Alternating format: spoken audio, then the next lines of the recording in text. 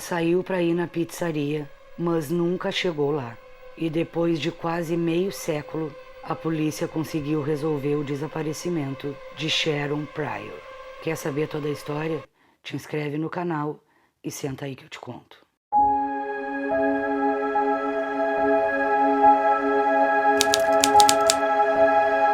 Sharon Pryor nasceu em 1959 em Montreal, no Canadá. Segundo as fontes que eu li, ela morava com a mãe, o pai e uma irmã. Sharon sempre foi tranquila.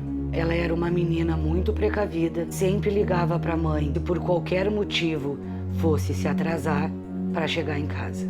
Ela era uma menina do bem, não andava com más companhias, pelo contrário, ela dava muito orgulho para a família dela. Mas, infelizmente, no dia 29 de março de 1975, quando Sharon tinha 16 anos, perto das 19 horas, ela saiu para se encontrar com uns amigos e o namorado numa pizzaria. Mas ela não chegou lá e não telefonou para a mãe dela avisando que ia se atrasar. É claro que não era de costume a filha chegar atrasada e, pior, não avisar que ia chegar atrasada. Então Yvonne, mãe de Sharon, percebeu que já era 1 da manhã e a filha ainda não havia chegado em casa. Yvonne imediatamente liga para os amigos da filha para saber dela. Foi quando ela descobriu que Sharon nunca chegou na pizzaria. Ela não foi ao encontro. Yvonne entra em desespero na hora e vai direto para a delegacia avisar o desaparecimento da filha. Como de costume, o policial falou para Yvonne que isso era normal, que Sharon tinha 16 anos e jovens dessa idade não eram tão responsáveis. Ela iria voltar para casa. Mas Yvonne não aceitou o argumento do policial e deixou bem claro que a filha jamais faria algo desse tipo, que ela era, sim, muito responsável e ligaria se fosse se atrasar. A polícia de pronto não fez nada. Já havia se passado 3 dias, nada de Sharon aparecer. Os pais dela estavam desesperados. Somente no dia 1º de abril de 1975, um criador de abelhas foi fechar o local onde ficava sua produção, porque a porta estava aberta e isso não era normal. Quando ele chega no local, ele se depara com uma cena chocante. Era o corpo de uma mulher jovem com uma camisa em volta do pescoço, jogado na neve. Ela estava vestida, exceto pelas calças que estavam a alguns metros do corpo. Imediatamente, o apicultor chama a polícia. Quando os investigadores chegam no local, eles percebem na hora as marcas de pneus e pegadas na neve, perto do corpo encontrado. A polícia percebe que as roupas daquela pessoa que estava na neve eram as mesmas que foram descritas por Yvonne quando ela foi na delegacia registrar o desaparecimento da filha. Os policiais sabiam quem era aquela jovem deitada na neve. A confirmação veio. Era Sharon Pryor. O médico legista atestou que a mandíbula apresentava quebradura nos 2 lados. Foi possível apontar, de acordo com o relatório médico legal, que 24 horas antes do descobrimento do corpo, ela ainda estava viva. Ou seja, ela ficou quase 2 dias viva depois de desaparecer. Foi constatado também que ela foi amarrada com fita adesiva, mas a fita não estava no local, porque o autor ou autores, depois de tudo, tiraram a fita ou retirou a fita para não deixar rastros. Eles não sabiam se tinha sido uma pessoa ou mais de uma pessoa que tinha feito aquilo. Aconteceu com Sharon também o que vocês sabem, eu não preciso falar. E depois disso, ela foi estrangulada. Os investigadores da polícia acreditavam que todo o tempo que ela estava viva, ela estava dentro do carro que levou ela até lá, porque seus sapatos estavam limpos demais, ou seja, ela não andou até lá, porque no local tinha neve misturado com barro. Logo, os sapatos dela deveriam estar sujos de neve e barro, mas não estavam. Eles levaram ela até lá para desovar o corpo. Outra hipótese que a polícia levantou é que Sharon não estava consciente quando tudo estava acontecendo com ela. Sharon lutou para se salvar quando foi colocada na neve. Isso porque tinha um galho apertado em sua mão. Foi a conclusão que a polícia chegou. Os policiais analisaram as marcas dos pneus Foi constatado que havia na região pelo menos 37 veículos com os mesmos pneus. Em 1975, não havia recurso suficiente no laboratório forense para analisar profundamente. Não havia teste de DNA naquela época, por exemplo. Por causa disso, em pouco tempo, o caso foi praticamente arquivado. Mas tudo que foi encontrado na cena do crime foi coletado e guardado. Ivone nunca perdeu a esperança de saber quem tinha feito tudo aquilo com a filha dela. O tempo foi passando e quase meio século depois, o caso foi desarquivado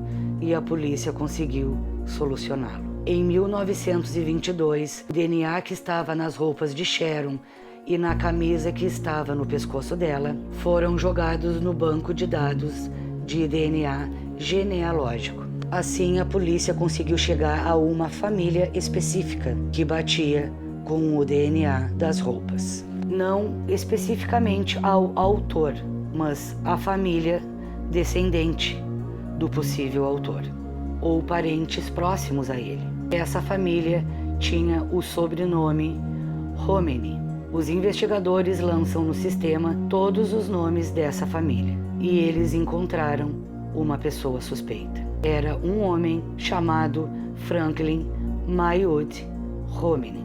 Franklin tinha um extenso histórico criminal. Ele havia falecido em 1982, aos 36 anos. A polícia não informou qual a causa do falecimento dele, apenas disse que foi violento. Ele estava morando no estado da Virgínia, nos Estados Unidos. Ele passou a vida toda entrando e saindo da prisão, desde muito jovem, sempre pelo mesmo motivo, e cometia alguns furtos. Muito antes de Sharon, em 1964, ele foi condenado por fazer o que vocês sabem com uma moça, mas ele conseguiu fugir. 3 anos depois, ele foi preso de novo pelo mesmo motivo e conseguiu fugir novamente. Até que em 1969 ele se muda para o Canadá. No Canadá ele também fazia o de costume e a polícia canadense estava suspeitando dele. É quando ele volta a morar nos Estados Unidos. Chegando lá, em seguida, ele comete o mesmo tipo de crime com uma garçonete. A moça contou que nesse dia ela estava trabalhando e Franklin a convidou para sair. E ela disse que não. Franklin sai para a rua até que a garçonete fosse embora. Ele estava na rua observando ela. Ele segue a moça até em casa, fica esperando ela entrar e quando ela dorme, Franklin quebra o vidro da janela do quarto, entra e faz novamente o que vocês sabem com a garçonete. Ele sempre foi extremamente maléfico. A mulher chamou a polícia na hora, assim que Franklin foi embora. Ela sabia o nome dele, e quando ele fez o convite para sair, ele se apresentou para ela. A polícia acha Franklin e o prende. Mas foi estipulada uma fiança e Franklin consegue pagar e sai. Depois de pagar a fiança, ele foge para o Canadá de novo, em 1974. Mas em 1976, ele é encontrado no Canadá e extraditado para os Estados Unidos, porque ele pagou a fiança e não poderia ter saído dos Estados Unidos. Ele foi preso nos Estados Unidos e julgado, pegando uma sentença de prisão perpétua. Mas em 1980, a defesa conseguiu anular o julgamento e a sentença, alegando falha técnica relacionada aos jurados. Teve um novo julgamento, ele se declarou culpado, sendo colocado em condicional apenas 1 ano depois. Ou seja, ele fazia barbaridades, tudo isso que eu contei para vocês, e ficava muito pouco tempo preso. Franklin volta para o Canadá, lá ele falece, aos 36 anos, como eu disse para vocês.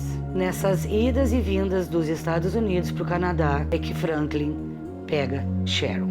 A polícia estava investigando fervorosamente o caso desarquivado. E em 1922, a polícia descobre que minutos antes dele pegar Sharon, ele havia tentado pegar outra moça que conseguiu fugir. Mas infelizmente Sharon não teve a mesma sorte. Essa moça conta para a polícia que estava perto da pizzaria no mesmo dia e horário que Sharon estava indo para lá. A moça relatou que Franklin chegou perto dela com uma arma branca e tentou segurá-la, mas ela conseguiu escapar. A moça vai até a delegacia e conseguiu fazer um retrato falado do tal homem. O retrato falado fornecido na época pela vítima foi publicado na mídia local. Franklin escapa e minutos depois ele ataca Sharon.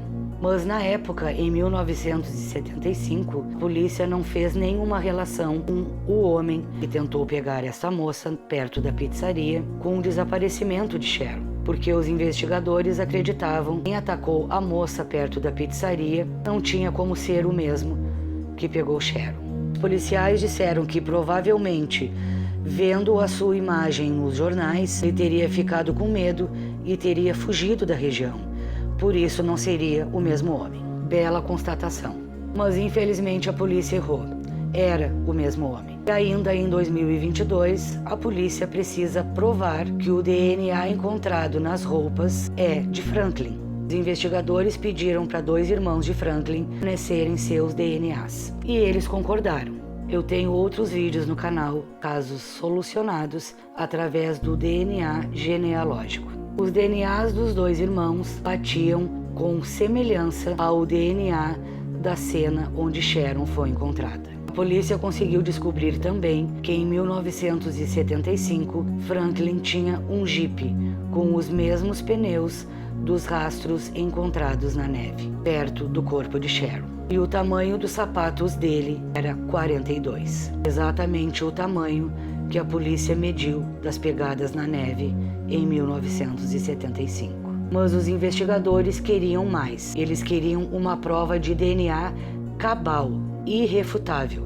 Então a polícia pede ao juiz para exumar o corpo de Franklin. Mas a família dele recusou. Só depois de muita insistência, eles autorizaram. E em 22 de abril de 2023, eles exumaram o corpo de Franklin Romine. Em 23 de maio do mesmo ano, veio o resultado. O DNA de Franklin batia 100% com o DNA encontrado nas roupas de Sharon Pryor. Yvonne, mãe de Sharon, com 85 anos, agora tem um desfecho para essa história. A dor dela é incurável e eu não consigo nem imaginar como é essa dor. Mas se resta de consolo, pelo menos ela está viva a saber quem, por que aconteceu tudo aquilo com a filha dela. Franklin era e sempre foi um predador incurável. Ele tinha apenas 28 anos quando pegou Sharon. E se não tivesse falecido aos 36, ele teria feito outras vítimas. A família de Sharon teve muita sorte do caso dela ser desarquivado, porque não são todos os casos que são desarquivados, porque são inúmeras vítimas nessas condições, sem conclusão. Mesmo sendo quase meio século depois, 48 anos, senhora Yvonne Pryor agora pode ficar em paz. Se inscreve no canal e até o próximo vídeo.